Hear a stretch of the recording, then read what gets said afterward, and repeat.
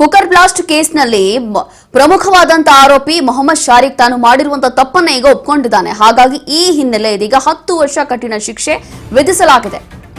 Cooker blast ಕೇಸ್ನಲ್ಲಿ ಶಾರಿಕ್ಗೆ 10 ವರ್ಷ ಕಠಿಣ ಶಿಕ್ಷೆ. ಈಗ ಬ್ಲಾಸ್ಟ್ ಪ್ರಮುಖ ಆರೋಪಿ ಮೊಹಮ್ಮದ್ ಶಾರಿಕ್ ಆರಂಭದಲ್ಲಿ ನಾನೇನು ಮಾಡೇ ಇಲ್ಲ ಅಂತ ಹೇಳಿರ್ತಾನೆ ಕೋರ್ಟ್ ಮುಂದೆ. ಅದಾದ ನಂತರ ತಪ್ಪನ್ನು ಒಪ್ಪಿಕೊಂಡಿದ್ದಾನೆ. ಈಗ ಬೆಂಗಳೂರಿನ ಎನ್ಐಎ ವಿಶೇಷ ನ್ಯಾಯಾಲಯದಿಂದ ಶಿಕ್ಷೆ ಪ್ರಕಟ ಆಗಿದೆ. 2022 ನವೆಂಬರ್ 19ರಂದು ಮಂಗಳೂರಿನ ಕಂಕನಾಡಿಯಲ್ಲಿ ಆಟೋದಲ್ಲಿ ಒಂದು ಕುಕ್ಕರ್ ಬ್ಲಾಸ್ಟ್ ಆಗಿತ್ತು.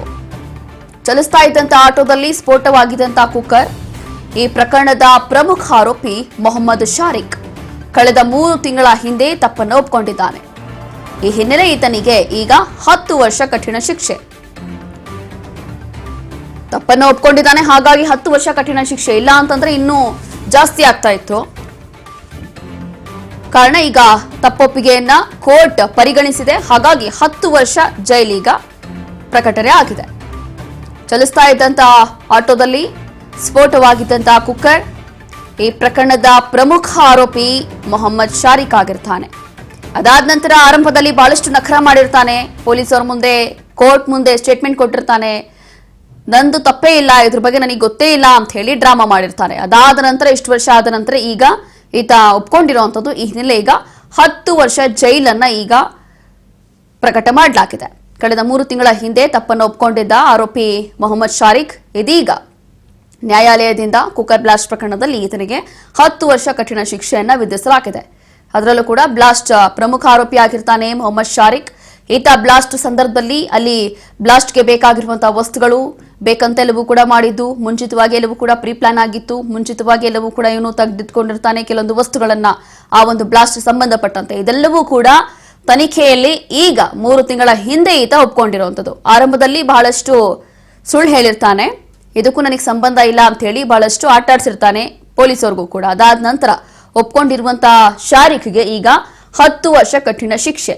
ಒಂದು ಚಲಿಸ್ತಾ ಇದ್ದಂತ ಆಟೋದಲ್ಲಿ ದಿಢೀರಾಗಿ ಕುಕ್ಕರ್ ಬ್ಲಾಸ್ಟ್ ಆಗುತ್ತೆ. ಆ ಸಂದರ್ಭದಲ್ಲಿ ಇಡೀ ರಾಜ್ಯವೇ ಒಂದು ಕ್ಷಣ ಬೆಚ್ಚಿ ಬೀಳುತ್ತೆ. ಹೇಗಾಯ್ತು, ಏನಾಯ್ತು ಅಂತ ಹೇಳಿ. ಅದಾದ ನಂತರ ಗೊತ್ತಾಗಿದ್ದು ಇದೆಲ್ಲದರಲ್ಲೂ ಕೈವಾಡ ಇರುವಂತದ್ದು ಮೊಹಮ್ಮದ್ ಶಾರಿಕ್ದು ಅಂತ ಹೇಳಿ.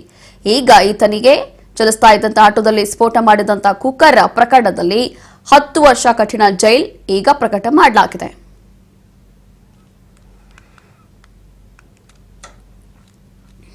ಕಳೆದ 3 ತಿಂಗಳ ಹಿಂದೆ ಅಷ್ಟೇ ತಪ್ಪನ್ನು ಒಪ್ಕೊಂಡಿರುವಂತದ್ದು ಮೊಹಮ್ಮದ್ ಶಾರಿಕ್. ಇನ್ನು ಏನಕ್ಕೆ ಮಾಡ್ದ, ಹೇಗ್ ಮಾಡ್ದ ಅನ್ನೋಂಥದ್ದು ಬಹಳ ಪ್ರಮುಖವಾದಂತ ಮ್ಯಾಟರ್ ಇಲ್ಲಿ. ಅದರಲ್ಲೂ ಕೂಡ ಕೆಲವೊಂದು ವಸ್ತುಗಳು, ಈ ಒಂದು ಬ್ಲಾಸ್ಟ್ಗೋಸ್ಕರ ಬೇಕಾಗಿರುವಂತಹ ವಸ್ತುಗಳು, ಕೆಲವೊಂದು ವಸ್ತುನ ಇವನೇ ತಯಾರು ಮಾಡಿರ್ತಾರೆ. ಅದಾದ ನಂತರ ಕೆಲವೊಂದು ವಸ್ತುಗಳನ್ನ ಬೇರೆ ಕಡೆಯಿಂದ ತರಿಸ್ಕೊಂಡಿರ್ತಾನೆ. ಎಲ್ಲವೂ ಕೂಡ ಪ್ರೀ ಪ್ಲಾನ್ ಮಾಡಿ ಅದಾದ ನಂತರ ಈ ಒಂದು ಚಲಿಸ್ತಾ ಇದ್ದಂತಹ ಆಟೋದಲ್ಲಿ ಕುಕ್ಕರ್ ಬ್ಲಾಸ್ಟ್ ಆಗಿರುತ್ತೆ. ಇದರಲ್ಲಿ ಪ್ರಮುಖ ಆರೋಪಿ ಆಗಿದ್ದಂತಹ ಮೊಹಮ್ಮದ್ ಶಾರಿಕ್ ಈಗ ಕಳೆದ 3 ತಿಂಗಳ ಹಿಂದೆ ಅಷ್ಟೇ ಈ ಪ್ರಕರಣದಲ್ಲಿ ನಾನೇ ಪ್ರಮುಖ ಆರೋಪಿ, ಎಲ್ಲವೂ ಕೂಡ ನನಗೆ ಗೊತ್ತಿತ್ತು, ನಾನೇ ಮಾಡಿದ್ದು ಅಂತ ಹೇಳಿ ಎಲ್ಲವೂ ಕೂಡ ಈತ ಒಪ್ಕೊಂಡಿದ್ದಾನೆ. ಹಾಗಾಗಿ ಈಗ ಒಂದು ನಿರೀಕ್ಷೆ ಇತ್ತು ಅಂತಂದ್ರೆ ಕೋರ್ಟ್ ಇದನ್ನು ಕೂಡ ಪರಿಗಣಿಸಿದೆ. ಇಫ್ ಇನ್ ಕೇಸ್ ಈತ ತಪ್ಪನ್ನ ಒಪ್ಕೊಳ್ತಾ ಇರಲಿಲ್ಲ ಅಂತಂದ್ರೆ ಇನ್ನು ಜಾಸ್ತಿ ಶಿಕ್ಷೆ ಆಗುವಂತ ಸಾಧ್ಯತೆ ಇತ್ತು. ಸದ್ಯ ಈತ ಖುದ್ದು ತಪ್ಪನ್ನ ಒಪ್ಕೊಂಡಿದ್ದಾನೆ ಇಷ್ಟು ವರ್ಷ ವಿಚಾರಣೆಯ ನಂತರ. ಹಾಗಾಗಿ ಸದ್ಯಕ್ಕೆ ಈತನಿಗೆ 10 ವರ್ಷ ಜೈಲು ಶಿಕ್ಷೆ ಪ್ರಕಟ ಆಗಿದೆ.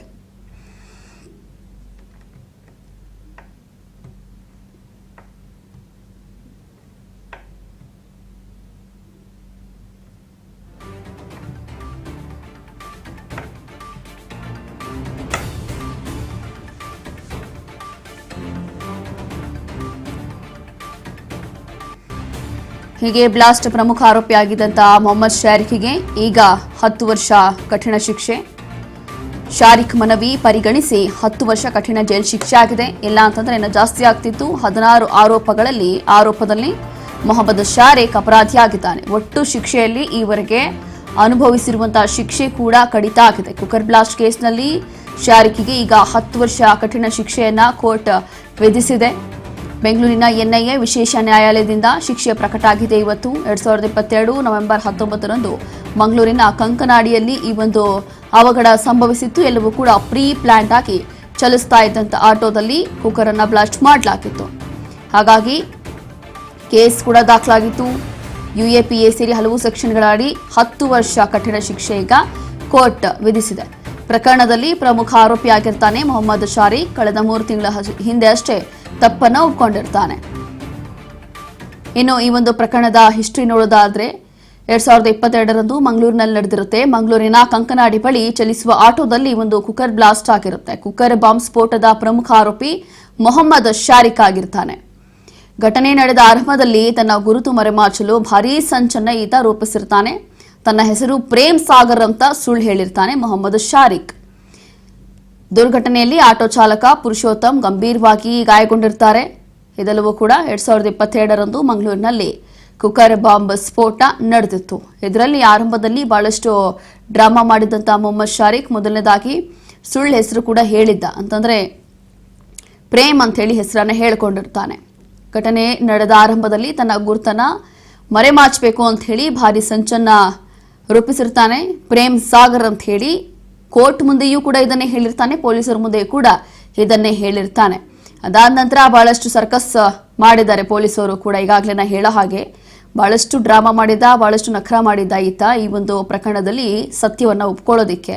ಈತ ಏನು, ಈತ ಯಾರು, ಎಲ್ಲಿಂದ ಬಂದ, ಏನಕ್ಕೆ ಮಾಡ್ದ ಅನ್ನೋವಂಥದ್ದು ನಿಜವಾಗ್ಲೂ ಪೊಲೀಸರು ಈ ಒಂದು ಕುಕ್ಕರ್ ಬ್ಲಾಸ್ಟ್ ಪ್ರಕರಣದಲ್ಲಿ ತೀರಾ ತಲೆ ಕೆಡಿಸ್ಕೊಂಡಿದ್ರು. ಬಳಿಸು ತನಿಖೆ ಕೂಡ ಬಹಳಷ್ಟು ನಡೆಸಿದ್ದಾರೆ.